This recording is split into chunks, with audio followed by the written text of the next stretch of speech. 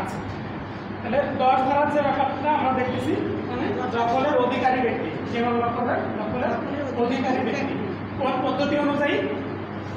সিপিসির বর্ণিত পদ্ধতি অনুযায়ী।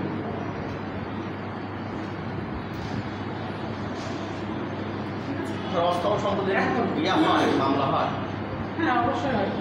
কারণ একজনের গাড়ি একজন নিয়ে চলে গেল, না বলে চলে গেছে, কারোর কাছে দিয়েছে, গাড়িটা ধরেন ভাড়া দিয়েছে কারোর কাছে, তো এটা নিয়ে মামলা হবে না? টাকা নিয়ে মামলা হবে না? মানে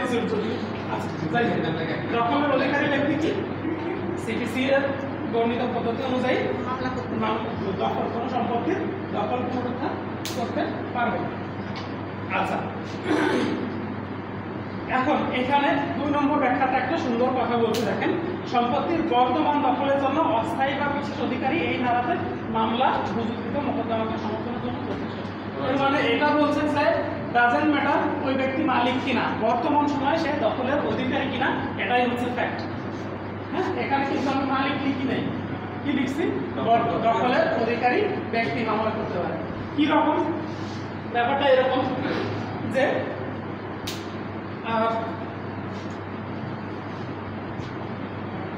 ধরেন কারো নিকট আমি একটা গহনা বন্ধক দিয়েছি, কিছু গহনা টহনা আছে, সেই গহনা আমি বন্ধক দিয়েছি স্বর্ণকারের কাছে। তো ওই স্বর্ণকার হোক অন্য ব্যক্তি হইতে পারে, যে কেউ হইতে পারে, তো তার কাছ থেকে কেউ জোর করে যদি নিয়ে যায়, তো মামলা আমি করবো না, সে করবে? সে করবে। এখানে এই কথাটা বলছে যে তার ওই মামলা, সে যদিও মালিক না, দখলের অধিকারী ব্যক্তি। আবার ধরেন ইয়াতে তো একটা ইন্টারেস্ট রয়েছে, তার নিজের একটা ইন্টারেস্ট আছে, যেখানে আমি বন্ধক দিলাম, তার কাছ থেকে আমি টাকা নিয়েছি, এরকমও না, আমি কারোর কাছে আমানত রাখছি, জিম্মায় রাখছি, বুঝে গেল? কারোর কাছে জিম্মায় রাখছি, আমানত হিসাবে রাখছি, তো তার কাছ থেকে অন্য কেউ যদি নিয়ে যায়, সেখানেও কে মামলা করবে? যার কাছে রাখা হয়েছে সে। এখন কথা হচ্ছে, আরেকটা উদাহরণ আছে, খুব চমৎকার উদাহরণ, সেটা হচ্ছে ক নম্বর উদাহরণটা। ক কিছু কর্জের লক্ষ্যে খ এর কাছে কিছু অলংকার বন্ধক রাখে। ভালো করে বুঝলেন? ক আমি নাম দিয়ে বুঝাই, তাহলে ক কত ঝামেলা হবে না। মারুফ কি করলো? তার কিছু গহনা বন্ধক রাখলো। কার কাছে বন্ধক রাখলো? সোহানের কাছে বন্ধক রাখলো। কি আছে আপনার? আমার তো কিছুই নাই, আমার জীবন। সোহানের কাছে কি করলো? বন্ধক রাখলো। এখন সোহান কি করলো? ওটা বিক্রি করে দিল। কার কাছে বিক্রি? অসাধু ব্যবসায়ী বিক্রি করলো মিমের কাছে। মানে গহনাটা দেখছে, মিমের খুব পছন্দ হয়ে গেছে। মিমের সাথে সোহানের একটা কর্নার আছে। মারুফ ভাইয়ের হাতের ব্রেসলেট দিলে মেরাতে খুলে পড়ে যাবে। আচ্ছা, ব্রেসলেট আছে, যে কোন মারুফ ধরুন আংটি, মারুফের জন্য না, মারুফ তার বহু স্ত্রীর জন্য একটা আংটি বানিয়েছে, সেটা দেনমোহর হিসাবে দিচ্ছে। তো সেটা অন দ্যাট টাইম টাকাটা খুব দরকার হয়েছে, প্রয়োজন হয়েছে, তো ঠিক আছে ভাই এটা রাখ, আমার কিছু টাকা দেয়। তো ওর সাথে আবার মিমের সাথে আবার সোহান খুব ভালো সম্পর্ক, বলছে ভাই এটা আমার পছন্দ হয়েছে, আমাকে দিতেই হবে, যে কোনো মূল্যে। আচ্ছা ঠিক আছে, মিমকে দিলে। এখন কথা হচ্ছে মারুফ এই সোহান বা মিমের বিরুদ্ধে মামলা করতে পারবে কিনা? যতক্ষণ পর্যন্ত টাকা ফেরত না দেবে, টাকা ফেরত দিয়ে তো সোহানের বিরুদ্ধে মামলা পারবে না। কিন্তু ধরেন সোহানের কাছ থেকে জিনিসটা হারিয়ে গেল বা অন্য কোনোভাবে কেউ নিয়ে গেল, সোহান কি করতে পারবে? মামলা করতে পারবে। মারুফের এখানে মামলা করতে পারবে। আর টাকা শোধ না বলতে মামলা করতে পারবে। মারুফ এতটুকু নিশ্চিত করার জন্য মামলা করতে পারে। মারুফ যদি এটা মানে মিমের কাছ থেকে জিনিসপত্র পাওয়ার জন্য বা সোহানের কাছে জিনিসটা ফেরতের জন্য মামলা করে, মামলাটা ডিরেক্ট খারিজ হয়ে যাবে। সে কতটুকু হিসাবে মামলা করতে পারে? তার সম্পত্তির নিরাপত্তা কতটুকু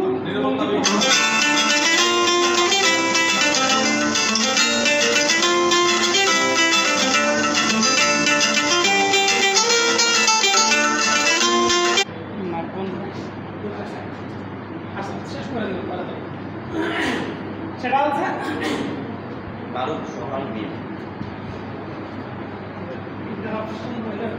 স্যার মারুফ নিরাপত্তা জন্য মামলা করতে পারবে। এখানে বলে দেওয়া আছে, দেখেন আপনারা আইনটা দেখেন, এখানে এই নাম্বার ধরুন এখানে বলে দেওয়া আছে যে সেইগুলা বিক্রয়ের অধিকারী হইবার আগেই বিক্রয় করে, মানে সোহানের কাছে এভাবেই আপনি কি করছেন, বন্ধক দিয়েছেন যে তুই আমার কিছু টাকা দে, এটা তোর কাছে বন্ধকটা থাক, আর যদি আমি তোর টাকা ফেরত না দিতে পারি তাহলে তুই এটা থাকলে তোর কাছে বিক্রি করে নিস। তো ধরেন 6 মাসের জন্য এরকম 6 মাস হওয়ার আগে ও কি করলো, বিক্রয় করে দিল মিমির কাছে। মারুফ কর্জের অর্থ পরিশোধ না করে অলঙ্কারাদি দখলের জন্য ভাইয়ের বিরুদ্ধে মোকদ্দমা রাজি করতে পারবে, মানে স্বামীর বিরুদ্ধে মোকদ্দমা রুজু করতে পারবে না। মোকদ্দমা অবশ্যই কি হবে, খারিজ হবে, সুন্দর করে লেখা আছে টাকা খারিজ থেকে কল করে, মোকদ্দমা অবশ্যই খারিজ হবে। এরকমই আপনার ডিরেক্ট এই এই এই উদাহরণ দিয়ে আপনার প্রশ্ন আসতে পারে, এই ফ্যাক্টটা তুলে দিয়ে বললো যে মামলা কি হবে, খারিজ হবে, চলমান থাকবে, এটা এরকম আরো কিছু অপশন দিয়ে দিল। আর প্রতিকার হবে। কোন ধরনের প্রতিকার হবে দিয়ে আপনার উত্তর হবে কি, তাহলে এখানে খারিজ হবে। কারণ মারুফ সেগুলোর দখলের অধিকারী নয়, তার যতটুকু অধিকার তা হচ্ছে অলঙ্কার সমূহের নিরাপদ সংরক্ষণ নিশ্চিত করা, শুধুমাত্র সেটা নিরাপদ আছে কিনা এতটুকুই সে কি করতে পারবে, নিশ্চিত করতে পারবে। নাম দিলে কি হয়, কখ দেখা কার নাম দিলে কে মনে করবে, এজন্য দেয় না। আইন যদি মানুষের নাম থাকতো আর আরেকজন সহজে বুঝে যেত, আপনার কাছে লোক কেন আসবে, বুঝেনি, প্যাস লাগানোর জন্য এরকম করা হচ্ছে। নায়ক বান্না জসিম এটা মামলা দোষী এগুলো সিনেমাতে ভালো। আচ্ছা একটু মনে করবেন, একটা গল্প করবো, টেস্ট আইডেন্টিফিকেশন। আপনি গত ক্লাসে তো ছিলেন না, আপনারা কিছু মিস করছি, একটা উদাহরণ দিতে পারি।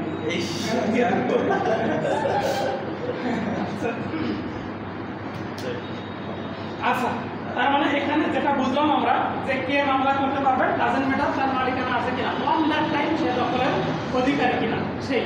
আবার কোনো কোনো ক্ষেত্রে দেখা যাচ্ছে অরিজিনাল মালিক যে তার মামলাটাও খারিজ হয়ে যাচ্ছে, তার এখতিয়ারের বাইরে গিয়ে যদি সে কোনো মামলা করতে চায়, তার সেটার অধিকার নাই, সেটা যদি খাটাতে যায় সেই মামলা কি হবে, খারিজ হয়ে যাবে। ঠিক আছে, এবার 11 ধারা খুব সোজা জিনিস। 11 ধারা বলছে তাৎক্ষণিক বা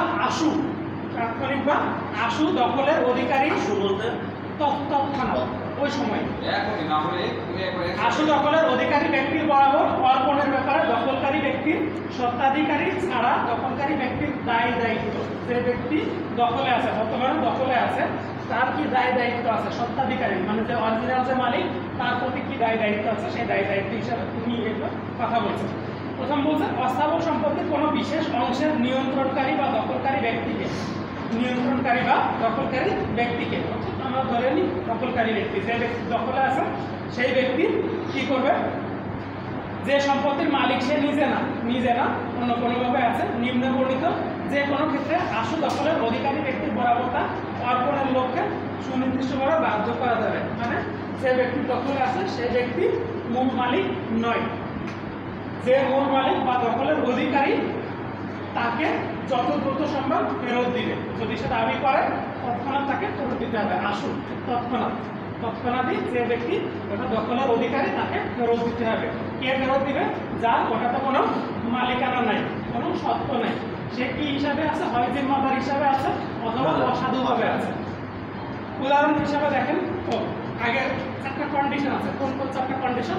প্রথম কন্ডিশন হচ্ছে এটা একটা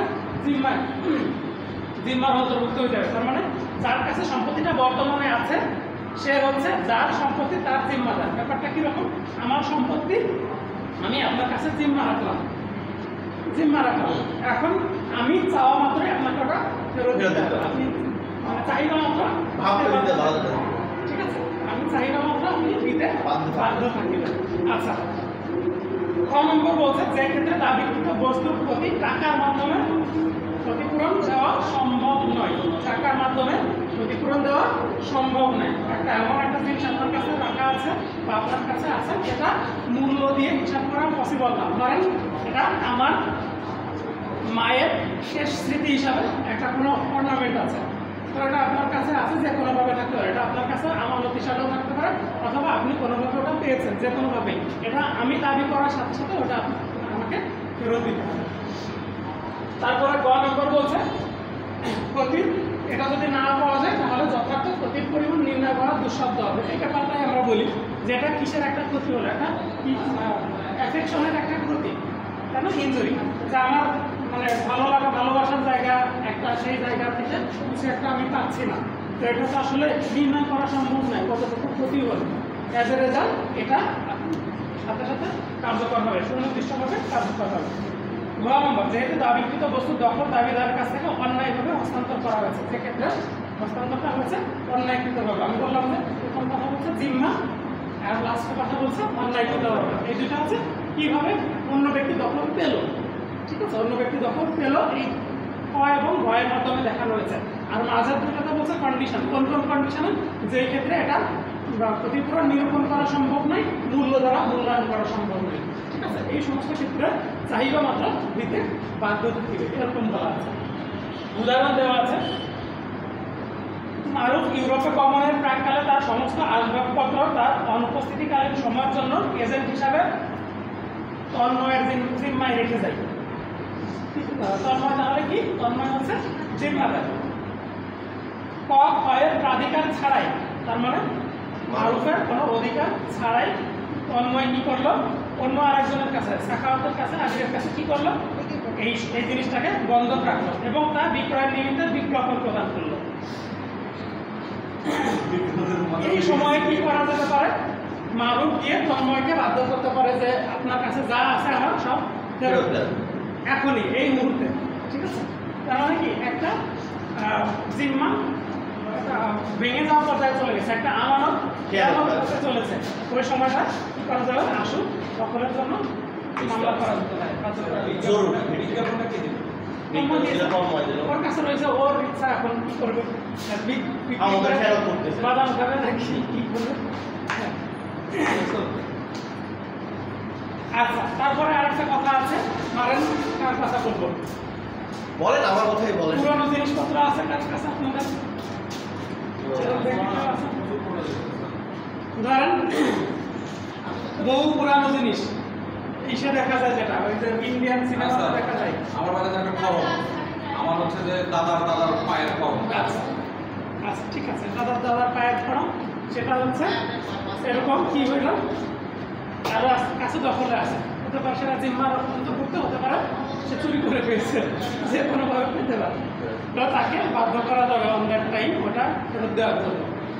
আর একটা উদাহরণ, ইন্ডিয়ান সিনেমাগুলোতে দেখা যায় যে প্রত্নতাত্ত্বিক বিভিন্ন জায়গায় গিয়ে বহু বছরের পুরনো রাজাদের বা জমিদারদের বা নবাবদের হাড়ি কলসি পেয়েছে, স্বর্ণ মুদ্রা পেয়েছে।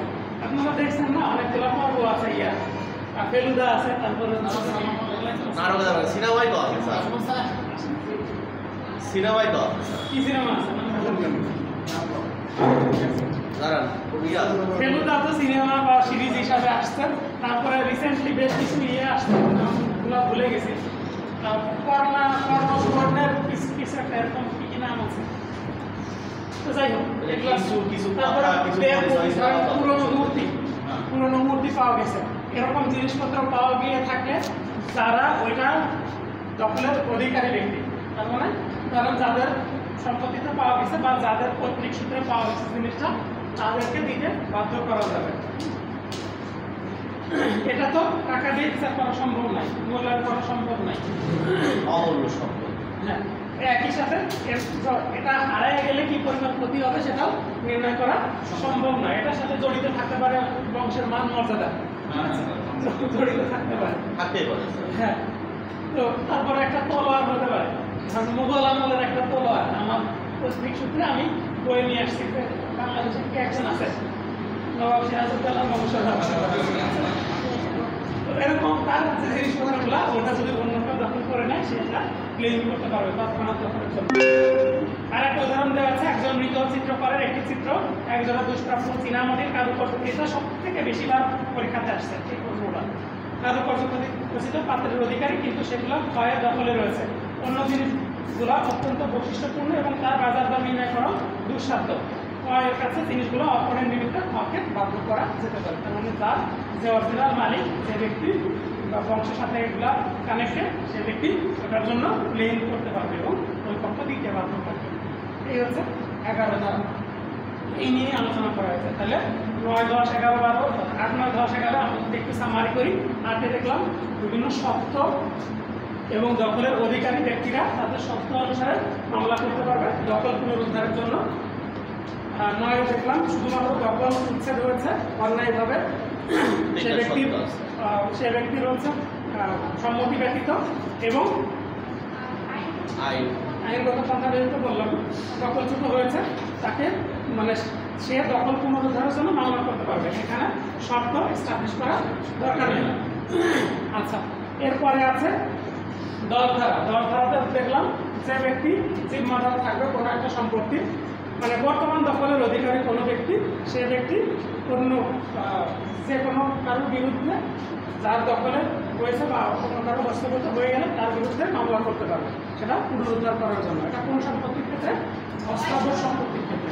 আর 11 ধারা দেখলাম যে যদি জিম্মার অন্তর্ভুক্ত হয় অথবা অন্যায়ভাবে কেউ কোনো কিছু আত্মসাৎ করে থাকে, তাহলে এই ক্ষেত্রে বাজার দর মূল্যায়ন করা সম্ভব নয় এবং এটা হচ্ছে যে পরিমাণ ক্ষতি হবে ক্ষতি মূল্যায়ন করা সম্ভব নয়। এরকম ক্ষেত্রগুলোতে যে ব্যক্তি অরিজিনাল হকদার তাদের সম্পত্তিটা তারা সেটা তৎক্ষণাৎ ফেরতের জন্য বাধ্য করতে পারবে অন্য ব্যক্তিকে।